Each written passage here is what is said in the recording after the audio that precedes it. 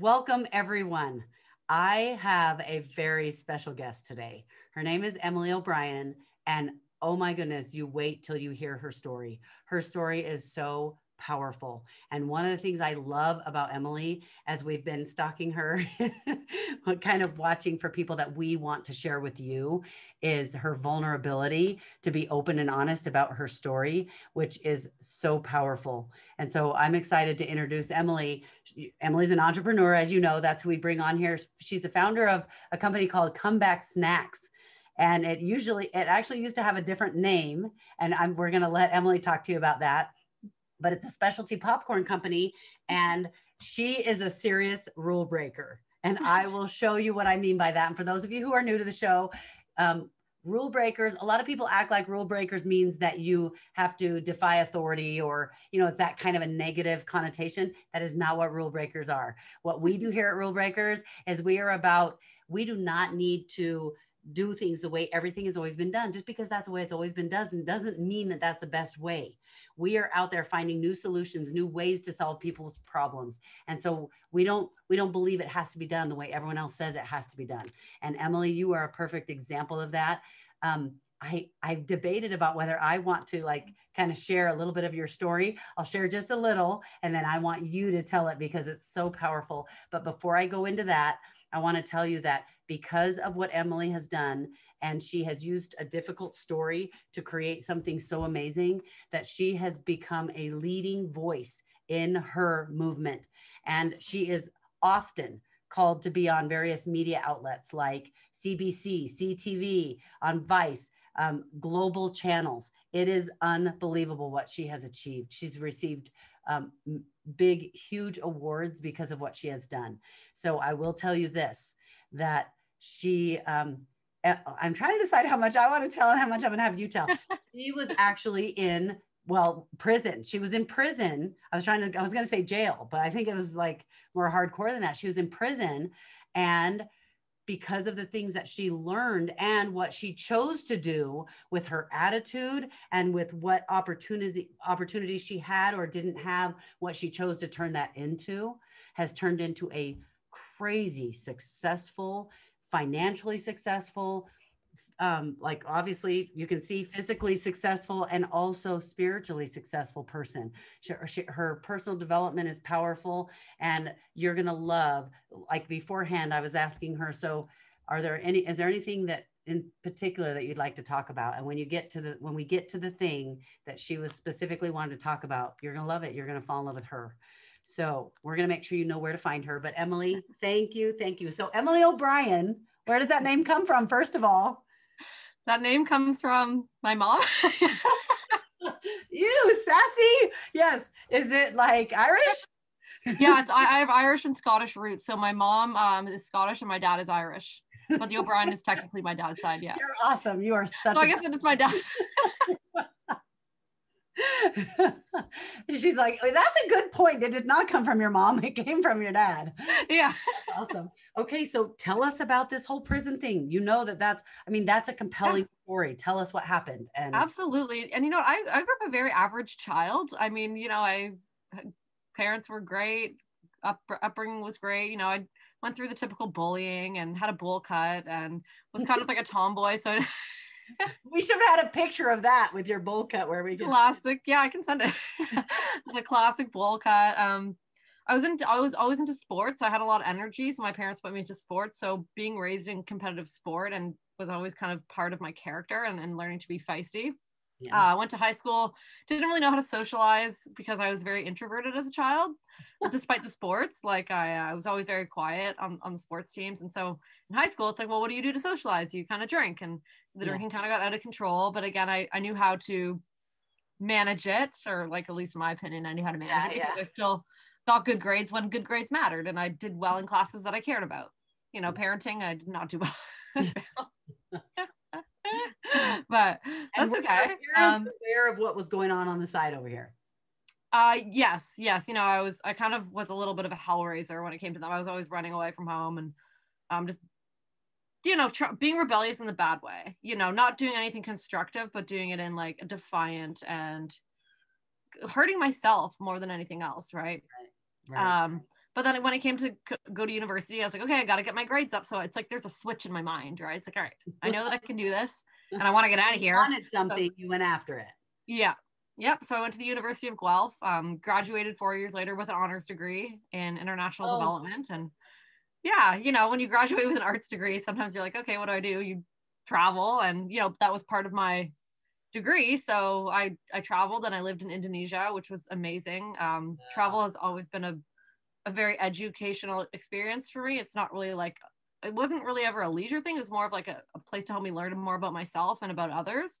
It's almost like going on a travel education, a travel. Yeah, because I'm just relentlessly curious. And I also realize that in order to appreciate what you have to see like how much others really don't have and are still nicer than the people that have more. Yes, so I was like, okay, this is like, I don't want to come back to Canada and have this energy and like this belief that, you know, I need to always have more things. I just need to always have more kindness. If there's anything you want to be more of, it's being kind. And that's not saying you let people walk all over you, but it's learning how to embrace forgiveness and generosity, and helping others. And so through my volunteering and through my jobs that I had growing up, I eventually started a social media company in Toronto, and that was kind of the first city that I moved to after graduation. And but it didn't really go as planned. We skipped the whole prison thing.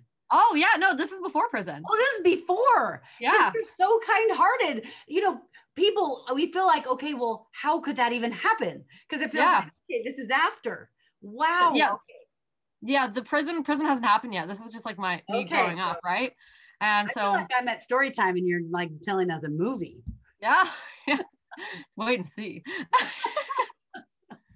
Yeah, so I moved to Toronto and then I started my own company, but there was like a lot of tension going on in my personal life with, you know, just my family, and, you know, I was drinking more than I should be. And then that turned into drug use because I was trying to cope with everything that was going on. And drinking and drug use was also very normalized in the industry that I was in. I was in events. Yeah. I was in events and social media, and I was always out. And it's not like cocaine is a drug that no one's ever heard of. It's around. It's a way to deal with stress in that industry. Yeah. Yeah. It's very easy to hide it, right? So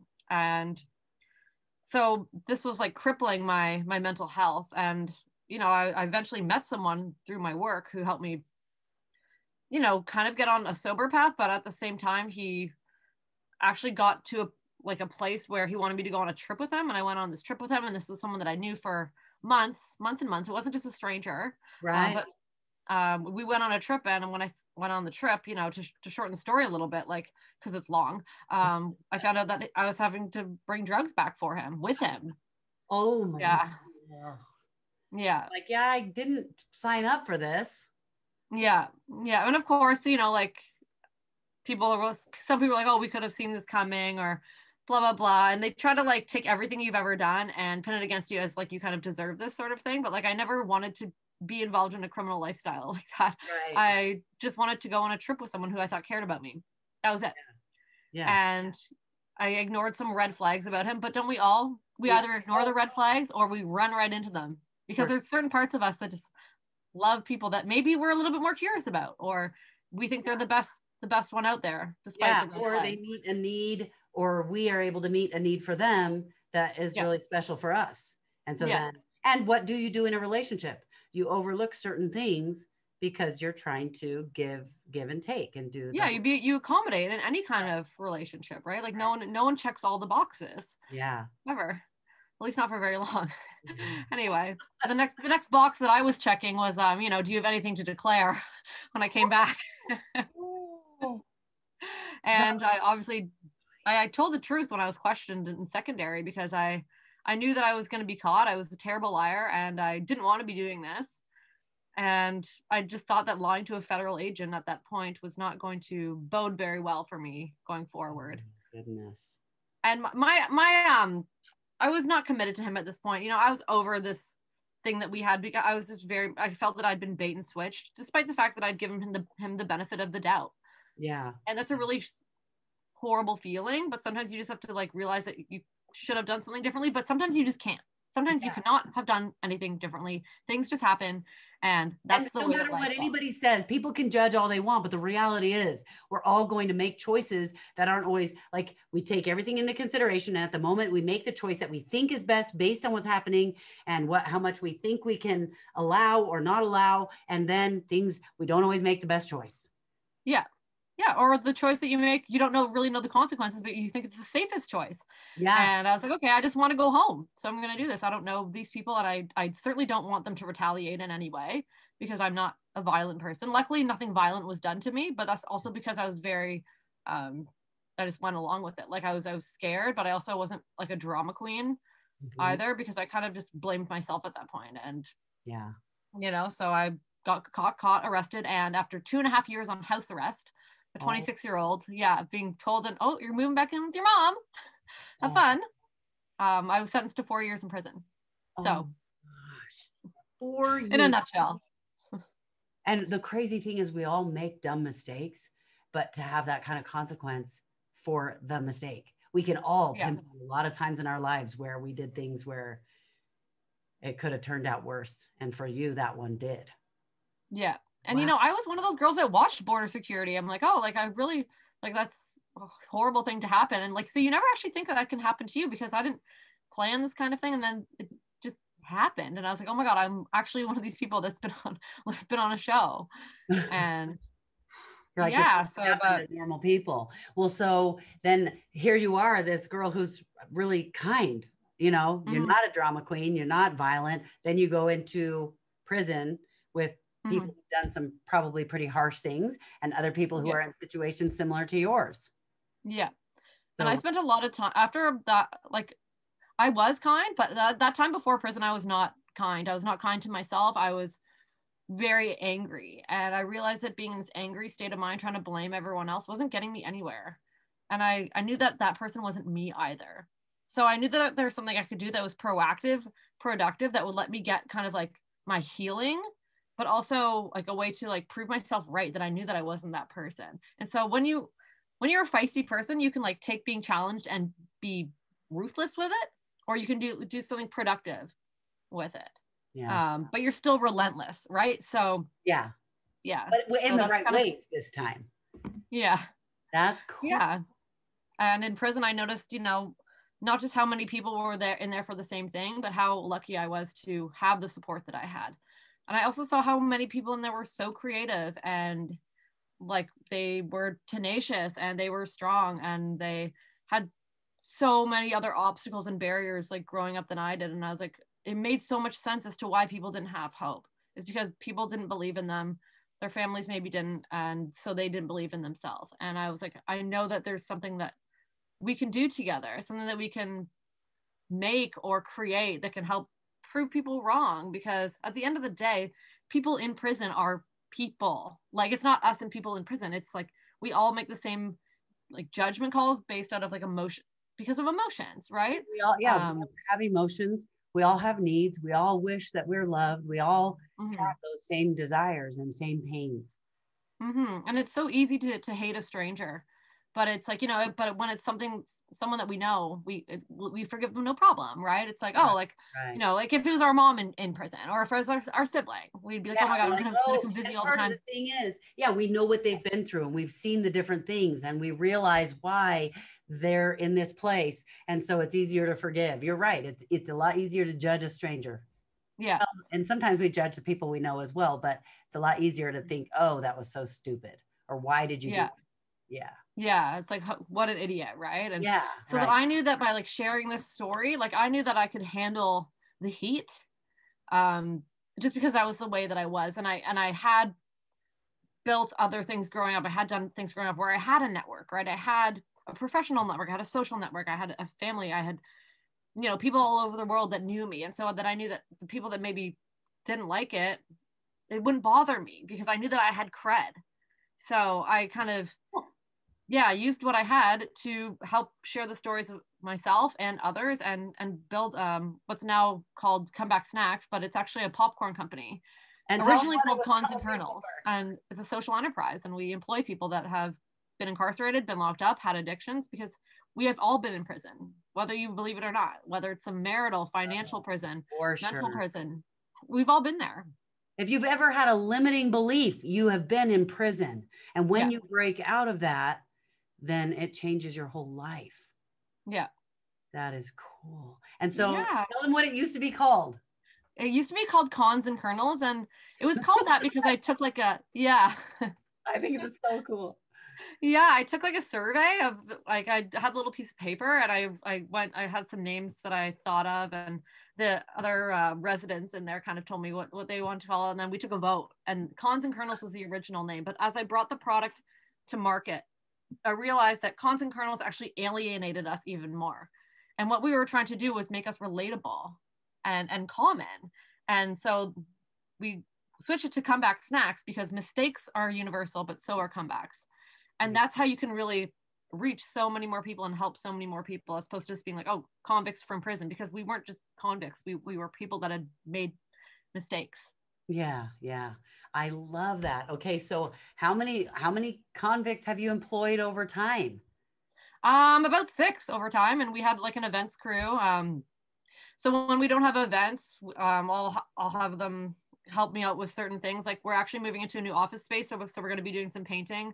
But we've had like the same staff for almost 2 years now. So it's great as we grow. So, and as we grow, like, they grow with us. So that is so cool. Okay. So before we get into the topic that you had mentioned that you'd love to talk about, I want to ask something, because I have family members some close family members who've been in prison. I have some that are in prison right now, the people I love. And for example, I'm gonna tell you the idea that I have, but I'm gonna tell this because, and I haven't really shared it openly like this. The reason I'm telling it right now is, and maybe because I like the shock and awe, not necessarily of doing this for prison, but anything I do in my business, I like to announce it when I'm doing it. I'm not ready to do this yet, but I am very serious about it. But I am sure that there are people out, entrepreneurs who are watching this, who do something with their business that they could help with this, like this mission that you have, and with this movement. And so one of the things I'm really excited to do, because I feel like there are a lot of situations, I'm sure, where people are in prison and they try to help them learn skills so that when they come out, that, they're ready to integrate back into society. But I also know that that's a tall job. That's a tall order. And so one of the things I'm excited to do is to take what I teach people. I coach people. I help people who are coaches, consultants, authors, course creators. I help them increase their profits fast. And so that's just one of the things that we do. We help them do their things. We use our what we call millionaire speed systems to help them be successful. And we have a lot of success. And so we know what we're doing. But I want to take that into the prisons. And if there's a way I know there's a way to teach them how to do this, they'd have to have some computer access where they get to build a business and learn these skills. By the time they're coming out of prison, they'll be making hundreds of thousands of dollars. Some of them will be millionaires, but that part of the deal is 50% of everything they make goes to a charity of their choice or whatever. So they get to, part of their time is spent searching out what they get to do to like help people. Cause I know what that has done for me. It's been a beautiful thing. And then they have this whole nest egg by the time they get out, and a skill of helping people. So that's just coming from what I do in my business. But not 2 questions. So 2-part question. And maybe it's all kind of a 1 part. What is the best way to start working with the prisons to be able to use your skills to help them? And what are the roadblocks that you would come across? And then the second part of the question is, what if people do want to help with this kind of a movement? How do you pick somebody that you can hire? How do you know you can trust them? Because there's the worry, all that stuff. Yeah. So the first thing that I would do is develop the course. So it's something that can be put necessarily not connected to the internet, because there's no internet. So if it was like a course that, you could build it, they go through all like the activities, etc. There's also, because there's no visitors allowed in prison right now. There's not even because of COVID-19, which is just awful, right? So it would have to be something that's all done through electronically. And What with do you like mean maybe some of the electronically? like, Because if they can't do internet, yeah, I know they still have school in there though. So okay. you could reach out to like the person in charge of education, which I could help you with, to get that going. And then you could even do like an on like pre-recorded videos that they could watch, right? And have it all kind of like on a software. Oh my goodness. I'm starting to feel like maybe this is the reason we needed to connect. Yeah. Oh Yeah, my absolutely. goodness. Because you have time, all the time in the world in there. And like I did a course on Excel in there. I did like, I don't know, PowerPoint. It was fun. Yeah, Just to yeah. like learn something new. But there are courses like that are, there's modules and you go through the modules and they don't have to be connected to the internet. Wow. Mm-hmm. Okay, you have given me a really good idea of how I could do that. But it would all have to be basically they're writing it out on paper kind of thing. Yeah, there's computers in there too. Yeah, but they could, yeah, But they absolutely. just don't get the internet. So they could work on a computer, but they can't do the internet. That Yeah, is interesting. yeah. Okay. And then the second part of your question, I would say, so at Comeback Snacks, we do inclusive hiring, we talk about it. So in order to spread the movement more, obviously we can't hire everyone, or else you Right. right, because There's a labor lot of cost is business. expensive. But what isn't expensive is sharing the message and showing people that it works. So if you know other people that own a business, that run a business, how do you keep it secure?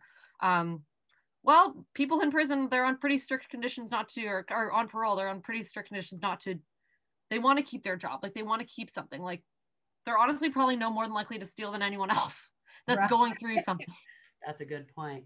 Right. But obviously find out what's going on in their life. Like you want to get to know them. And so like me and my staff, we don't really have like this relationship. We have a this relationship. And if something's bothering them or if they're going through something, or I put them through like money budgeting courses, right, to help them figure out how to budget for things. And if they're really struggling, then I help them find things that they need. Because again, it could be an apartment. They can't get an apartment because, they have a record or the credit or something like that. So I could use my network and use my connections to help other people that really need it. So being friendly and getting to know them and make them a family is really the best way to truly serve them, so that you can serve each other in building what you want to build. This is so interesting because it's not like you went out and said, okay, I'm going to create a movement and hire, ex-convicts or whatever, but you created a business that you wanted to create. And now you are using what you created to help the people that you can touch in more ways than just your customer. So it's just beautiful. Like literally what you have done. No wonder you've earned awards. No wonder people want to talk to you on these, on TV and in these different places. So truly, truly inspiring, really inspiring what you've done, Emily. And so now I'd like to talk about what you mentioned before. So when I asked Emily at the beginning, you guys, I said, so is there something real? And I said, all humility aside, tell me what's something that you've done that you're really proud of, or something that you really would like to talk about that you think has helped change people's lives. And you want to know what she said? She immediately started talking about, I'm going to get emotional. She immediately started talking about how important it is to not judge other people and to forgive. And so I would like to talk about that for a minute, because we live in a world today where, and you know me, I'm business. We talk about business. I'm not afraid to talk about politics, but that's not what I'm bringing you. And so we're not going to go there so much, but because of politics, because of fear about COVID, because of the mask wearers and the non-mask wearers. And we put labels on these people, and there are the mask wearers and the non-mask wearers and the under the nose mask wearers. We start putting labels on everyone, and then we judge based on the label we choose to give someone. And so I loved what you said, Emily, about judging. And I would like you to talk to us about, you've experienced a lot in this realm, I'm sure, people judging you and people being accepting. I would like to hear your thoughts on things that can help us to be better at this. And how do we unify ourselves when we believe different things? We're on different sides of a political agenda, and how can we disagree and still love one another? And why are we losing that? We have almost completely lost the ability to love and not judge. And I'm saying that collectively, not individually, because there are a lot of wonderful people and we're all trying to do what's right. But as a whole, we see a lot of hate in the world. And you mentioned that. So I would like you to talk about that and teach us what we can learn from you. For sure. So when I, when I grew up, I never saw myself as someone that would really go into, a correctional facility, right? And I had all my judgments about the people that went there. Right.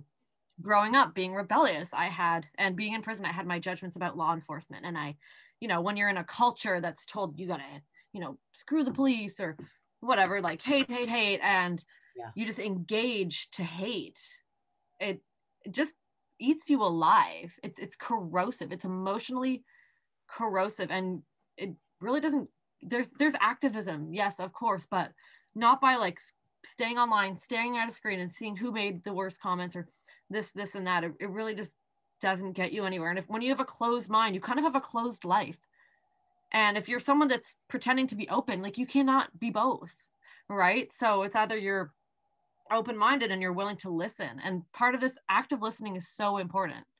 So much we're concerned with like what we're saying and what others, are nitpicking at each other for. But really, what is that doing for us? How is that serving us? It's making us matter. It's making us stare at the screens more. We aren't being creative. It's just mustering up all this negativity, which really doesn't do us any good. And I had mustered up that negativity in myself for so long that I realized I didn't want to live there anymore. Like it was inhospitable. It was emotionally inhospitable. That is good stuff. Like that is serious. Yeah. I'm writing it down because that is so awesome. In fact, I have a training coming up next week and I'm going to use that. But yeah. And so even like sorry, go ahead. That's okay. So here you are in this environment and you had to go completely against that. And yet you used what you learned. How did you have this habit? Because what a lot of people who are entrepreneurs, they have these limiting beliefs or attitudes or habits that they've had forever, and they don't know how to get past them. And they kind of blame that issue or that problem for why they can't move forward. And you seemed to just get it right out of the way and go do your thing. How do they do that? Yeah. Like I was doing the same thing with alcohol. I liked the effects. I liked the feelings, and I kept doing it, even though I knew it wasn't really serving me, but I did it because it was easy and I had connections there. I had friends there. So engaging with these kind of behaviors, whether it's online hate or drugs or alcohol, it all does the same thing. So in order for me to get away from the drugs and alcohol, I had to remove myself, not for 2 weeks, not for a month. I literally had to remove myself for a year. So I'm not saying be drastic and you need to go to prison to change things, but you have to actively remove yourself from a situation, and it's going to pull you back because these apps are designed to pull you back in. I am sorry, but we are hooked, right? And often we don't like the emotions that we're dealing with inside, so we go into a comfortable environment for us, right? Yeah. So it is going to hurt, and it is going to feel weird, and you're not going to like it. But once you get over that hump, everything is just going to change 10x the right way. And it's not going to go negative 10x, because that's what we're doing. It's like the barking at each other back and forth is just, we're not 10xing, we're 10 minusing. So we're 10xoing. Like, I don't know how to say it, but it's not good. It's so true. And you know what? I don't know if you guys caught this, but probably one of the most powerful things you said was when you were talking about how when you were in that place of negativity and hate, that you weren't creative. And the interesting thing is, even in research, they have found that when you are allowing when you are allowing doubt or hate and non-forgiveness into your heart and into your mind and into your life, it eliminates creativity. You cannot do both at the same time. You are either hating or you're not hating, and you're open to being creative. And as an entrepreneur, you cannot do what you are here, what you are meant to contribute to this world, if you are in that place. And so if you could give me like 3 steps where you said, you know what, or 2 steps or whatever, this is what you need to do to get out of that, what would that be? The first is to take responsibility and accountability that you are going to change. You have to make an actual decision, right? So like, it's kind of like the comeback blueprint, really. You have to say, I am going to do this, and know your whys, all right? You're going to want to find alternatives. And I'm not saying it all has to be like rose-colored glasses, the world is perfect, because we know it's not. Right. It's having a more realistic and like just, I want to say porous kind of fluid view of the world, as opposed to just putting yourself in a prison is what you're really doing. Right. So yeah, taking accountability, removing yourself, finding an alternative, and acting on that alternative. That is awesome. So you're basically, there are 4 steps. Because we are honestly drunk on outrage right now. That is exactly true. And you're right. It's like an alcoholic who just can't stop drinking. Mm-hmm. That's exactly. Because they don't like what has become of them, or they're uncomfortable with where they are. Right, right.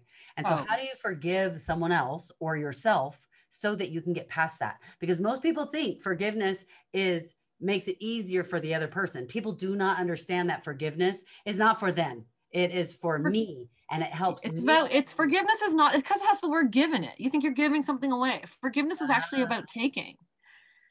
Right? Ooh, you are good. And so, yeah, and forgiveness is not easy. To get the trust of my family back, I had to pull my socks. I had to hold up my end of the bargain. Right? And sure, there was times that I wanted to go out and drink. Sure, there was scenarios in prison that I hated, but I still had to hold up my end of the bargain, that I was going to, because I had caused a lot of harm for my substances, not just by going on this trip, but prior to that, and I'd ruined relationships, and this is not a one-time thing. Yeah. Right. So this is just the most insane part. Right. Yeah. So I had to hold up my end of the bargain, and apologies are not words. They're not emojis. Those are empty. An apology is a process, and you aren't entitled to it. So, it's really up to that person. And sometimes there's not much you can do but wait and just hope for the best, but you actually do have to put an effort in, and you can't just expect that they're going to be there without any work. Yeah. Yeah.